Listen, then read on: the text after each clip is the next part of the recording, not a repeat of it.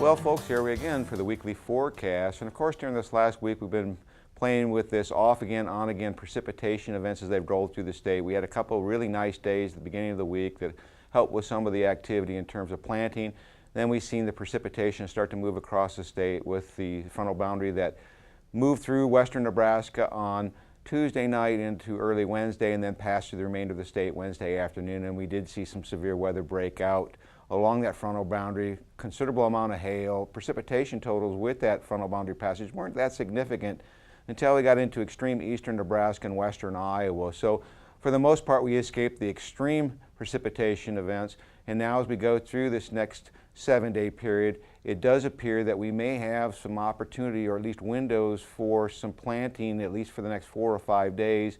If you are in more of the central and southern part of the state, there is some questions, of course, in northeastern Nebraska as we have a wave that is expected to move across the northern plains.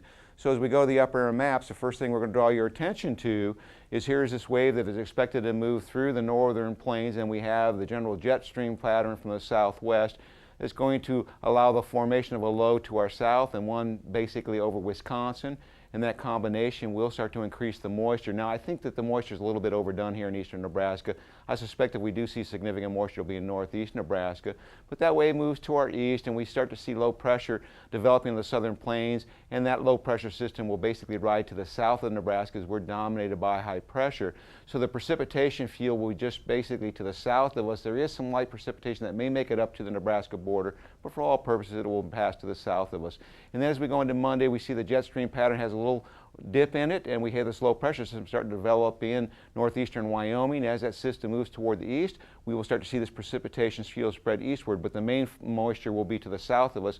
So we'll pretty much intercept most of the moisture that will move into this low pressure system. So as we get into Tuesday, we'll start to see another area of low pressure starting to organize to the south of us. This one looks to be a more important weather maker as it starts to funnel moisture up into eastern Nebraska and portions of the northern plains. And then we start to see the jet stream buckle a little bit more on Wednesday, and this is going to allow that low pressure system to wrap moisture up and basically push it up against the cooler air to our north, create an overrunning situation. So we'll see precipitation breaking out across the northern half of the state, and this will begin to slide through the state as we go through the day on Wednesday, exiting as we get into Thursday morning as that trough moves toward the Great Lakes.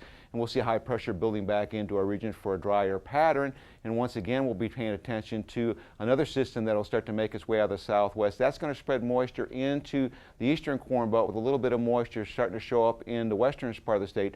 And then this low starts to cut off. So the moisture is going to wrap up around this upper air low, and that's going to increase our chances for precipitation, particularly as we get into the day on Friday, light and Saturday, as some of this moisture starts to spread toward the northeast. And it looks like a very inclement moisture pattern starts to develop for the central high plains as we go into the last full week of the month. So in terms of the 8 to 14 day forecast, with that upper layer to our south and the cold air being drawn in, we'll see below normal temperatures. And in terms of precipitation, widespread precipitation with a core of that heavy precipitation centered right over here in the central United States. So overall, we get about a 4 or 5 day good planting window before inclement weather starts to return to the central plains.